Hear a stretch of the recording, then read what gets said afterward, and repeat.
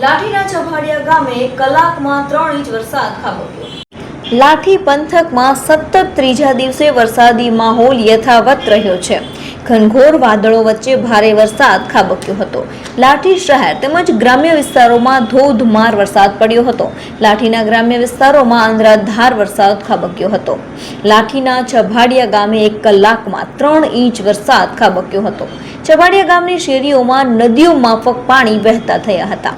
છભાડિયા ગામની નદીમાં નવા નીર આવ્યા હતા। ભારે વરસાદથી છભાડિયા ગામના નદીના નાળા છલકાયા હતા। ખેતરો પાણી થયા હતા। સારા વરસાદથી ધરતીપુત્રો ગેલમાં આવી ગયા હતા। લાઠીના રામપુર, ભુરખિયા, તાજપર ગામમાં ધોધમાર વરસાદ પડ્યો હતો। લાઠીના પ્રતાપગઢ, છભાડિયા, ભીંગરાળ ગામમાં ધોધમાર વરસાદ પડ્યો હતો। સારા વરસાદથી લાઠી શહેરની બજારોમાં વરસાદી પાણી વહેતા થયા હતા। દામનગર શહેરમાં ધોધમાર વરસાદ પડ્યો હતો। દામનગર પંથકમાં 1 થી 1.5 ઇંચ વરસાદ ખાબક્યો હતો। દામનગર શહેર તેમજ આજુબાજુના ગામોમાં ધોધમાર વરસાદ વરસ્યો હતો।